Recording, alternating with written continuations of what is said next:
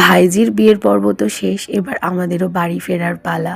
কি আর করা যাবে, সবাইকে তো একদিন না একদিন নিজের গন্তব্যস্থলে যেতেই হবে। মনটা ভীষণ খারাপ লাগছিল, রেডি সেডি হয়ে আমরাও বেরিয়ে পড়েছি। আর এদিকে দেখো দাদা আমাদের বলল যে আরও কটা দিন তো থেকে যেতে পারতে, কিন্তু কিছু করার নেই, অফিস খুলে যাবে, যেতে তো হবেই।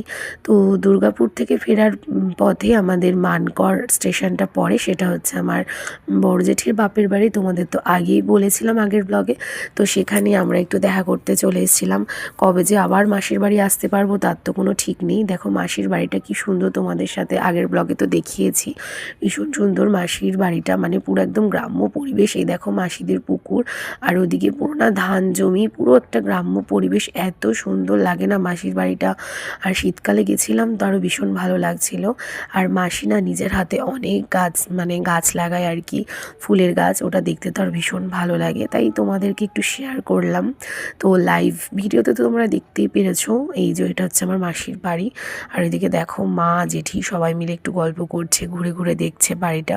তো আর এইদিকে দেখো আমার সোনা বাবা ভীষণ মজা পেয়েছে, এসে এদিক ওদিক ঘুরে বেড়াচ্ছে। ওকে আর কি পায়, ভীষণ আনন্দ পাচ্ছে। খোলামেলা জায়গা, চারিদিকে ফুলের বাগান, ফুলের গাছ, ভীষণ সুন্দর লাগছে। তো দেখো তোমাদের সাথে শেয়ার করি কত ফুল গাছ মাসি লাগিয়েছে। আরও না, আগে না আরও ফুল গাছ লাগাতো, এখন হয়তো শীতটা সেরমভাবে পড়েনি, তো এখন ফুলগুলো সেরম ফোটেনি।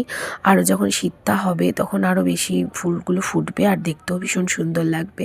তো মাসির বাড়িতে অনেক বছর পর এলাম, সত্যি ভালো লাগলো। আবার যে কবে আসবো তার কোনো ঠিক নেই, তাই জন্য এই সুযোগটার হাতছাড়া করে নিয়ে চলে এসেছিলাম। তো দেখো মাসি দিয়ে দিয়েছিল ঘুগনি আর মুড়ি, এটা হচ্ছে আমার বেস্ট লাগে, ভীষণ ভালো লেগেছিল খেতে। আর তার সাথে দিয়েছিল জিলাপি, মেশো নিয়ে এসেছিল বাজার থেকে আসার সময়। সবাই মিলে ঘুগনি মুড়ি জিলাপি, তারপরে মাসি দিয়ে দিয়েছিল চা। তারপরে দুপুরবেলা লাঞ্চ করতে দিয়ে দিয়েছিল। আগে সবার ফার্স্টে আমার সোনা বাবাকে দিয়েছিল, সোনা বাবাকে খাইয়ে নিলাম। তারপরে দেখো বৌদি আমাদেরকেও খেতে দিয়ে দিয়েছিল ভাত ডাল বেগুন ভাজা, ফ্যাসা মাছের বেগুন একটা ঝোল, খাসির মাংস, অনেক কিছু রান্না করেছিল আজকে বৌদি। আর জাস্ট দারুণ হয়েছিল, রান্নাগুলো খুব সুন্দর হয়েছিল। তারপরে সন্ধে হয়ে গেছিলো, মাসি দিয়ে দিয়েছিলো চা, তার সাথে মিষ্টি দিয়ে দিয়েছিল। তো আমাদের এবার যাওয়ার সময় হয়ে গেছে, মনটা ভীষণ খারাপ লাগছিল। ওদিকে দেখো বৌদি আদর করছে আমার সোনা বাবাকে, আর এদিকে দেখো মাসি জোর করে কিছু দেবে আমাদেরকে কেনার জন্য, আর আমরা তো নেব না, জোর করে দিয়ে দিচ্ছে।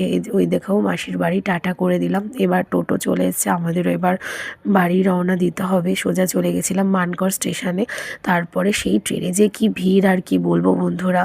তো অনেক কষ্ট সৃষ্টে অবশেষে ব্যান্ডেল স্টেশনে এসছে। এবার আরেকটা ট্রেন ধরে আমাদের বাড়ি ফেরার পালা। টাটা।